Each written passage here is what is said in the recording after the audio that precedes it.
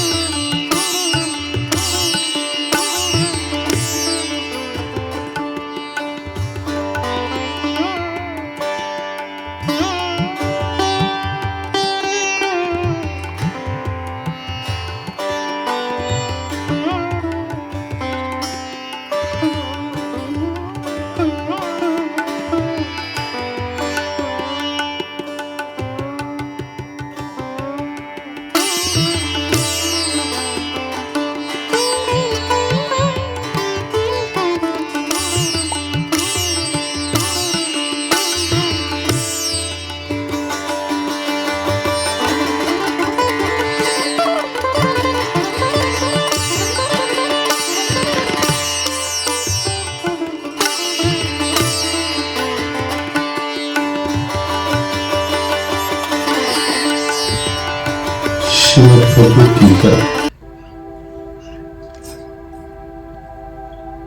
अर्थात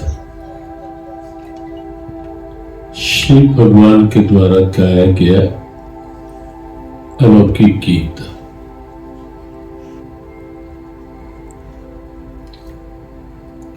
कब गाया गया, कहाँ गाया गया, क्यों गाया गया,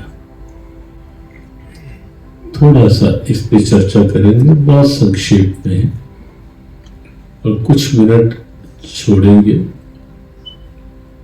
जब आपको लगे कि कुछ जानने के लिए और कुछ आगे करने के लिए। दो बातों को लेकर है, कुछ जानने के लिए और कुछ करने के लिए हम कुछ कहना चाहते हैं तो कुछ मिनट आपके लिए रखने का प्रयास रहेगा। आप भी बैठ लें सामने या जहां भी।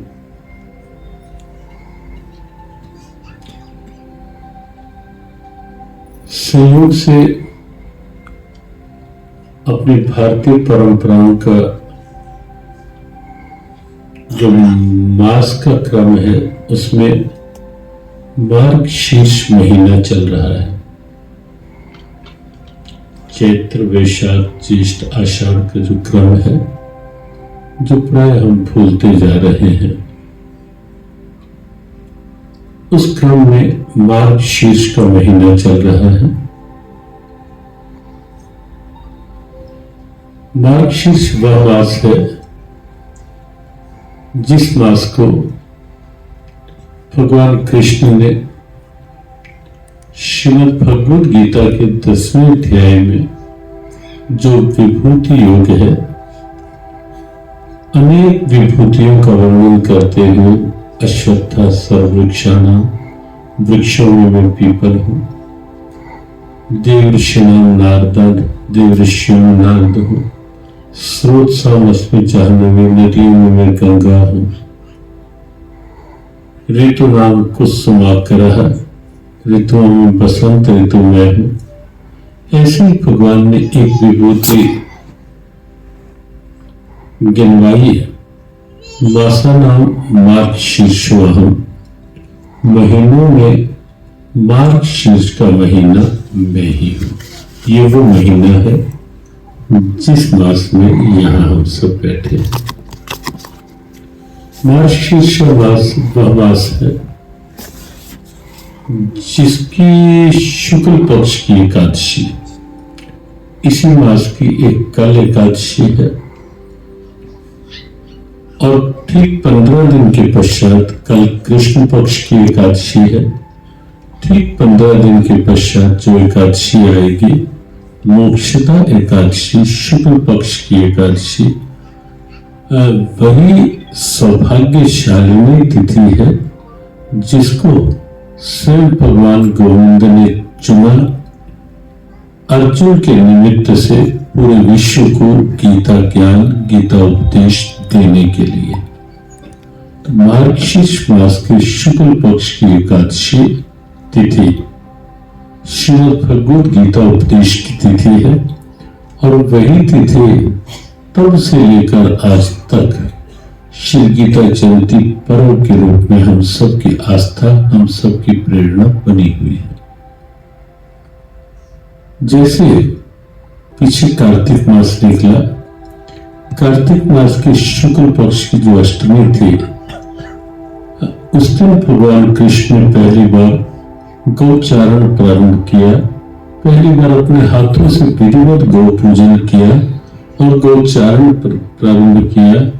वह तिथि गोपाष्टमी के रूप में, गौ पूजन के रूप में हमारी एक प्रेरणा बन गई और आज भी जब गोपाष्टमी आती है तो स्वाभाविक हमारा ध्यान गौशाला में या घर में या बाहर कहीं भी गौ माता के पूजन और गौ माता की सेवा की ओर स्वाभाविक जाता है, प्रेरणा बन गई।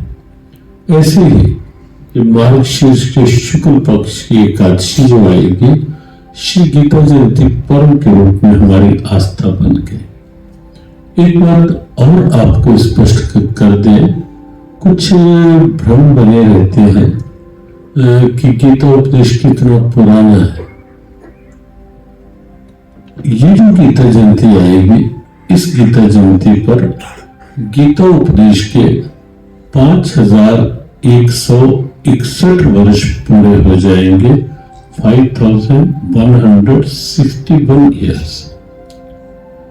10 साल पहले 2014 में जियो गीता ने लाल किला मैदान में एक आह्वान किया था और एक बड़ा आयोजन किया था ताकि विश्व इस भ्रम से उबर पाए कि गीता उपदेश कितना पुराना है, कब हुआ।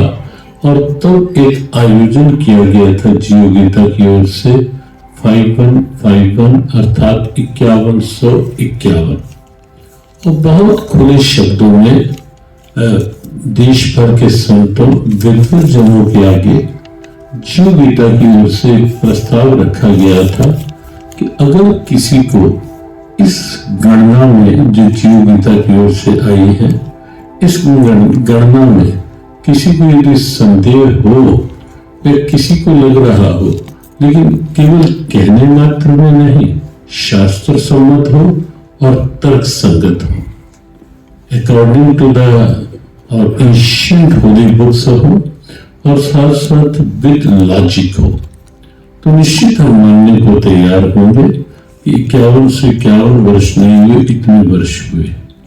लेकिन पूरे विश्व ने माना, विश्व के स्कॉलर्स, थिंकर्स सबने स्वीकार किया कि गीता उपदेश 51 से 51 और ठीक 10 साल बाद अब ये उपदेश 5161 वर्ष पूरे कर रहा है।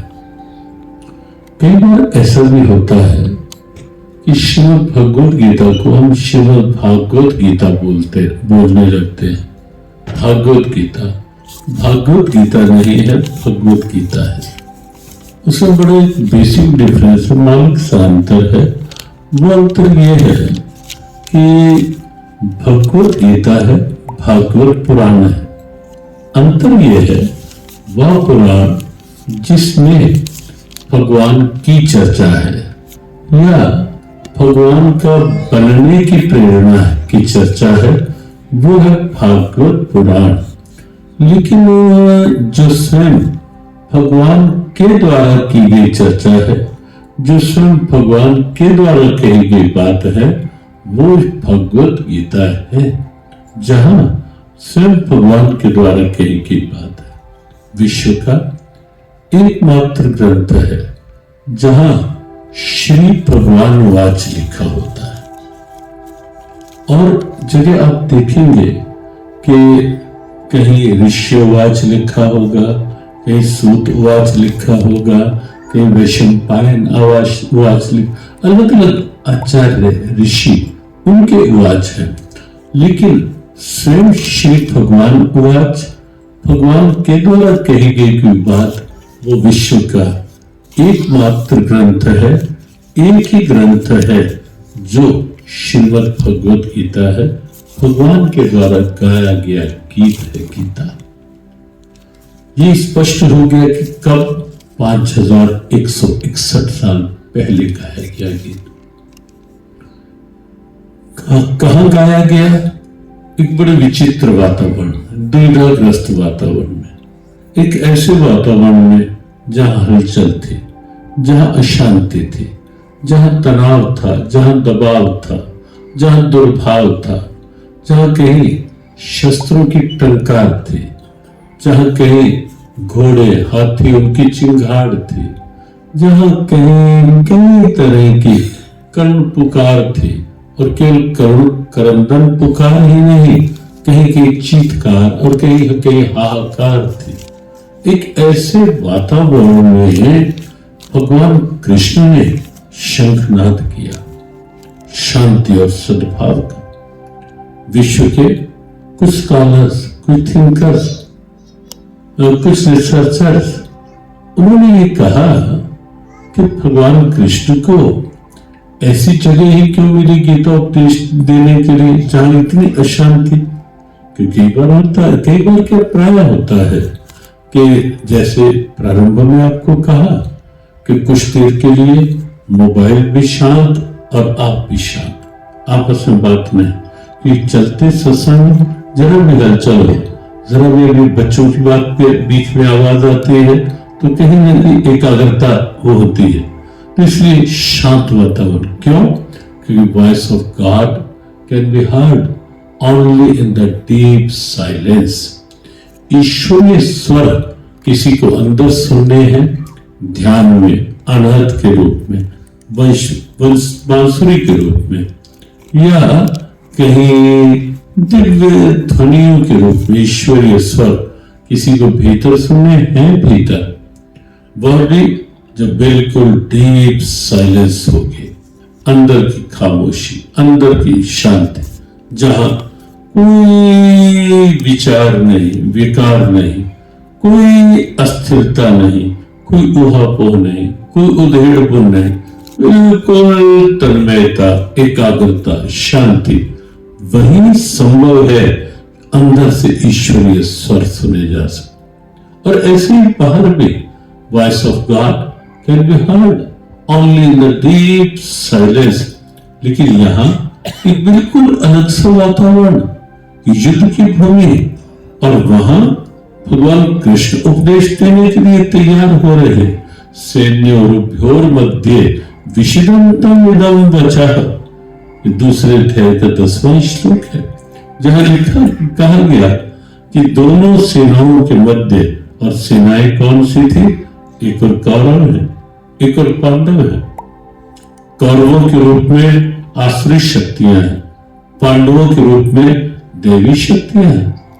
कौरवों के रूप में नकारात्मक ऊर्जा, नकारात्मक शक्तियां हैं, और पांडवों के रूप में सकारात्मक ऊर्जा, पॉजिटिव क्वालिटीज खड़ी है। यहाँ दोनों आमने सामने हैं, द्वंद्व का वातावरण है, अस्थिरता का वातावरण है, अशांति का वातावरण है, और भगवान कृष्ण वहां विषादग्रस्त अर्जुन को गीता का उपदेश देते हैं। कुछ लोगों को लगता है कि ऐसे वातावरण में क्यों?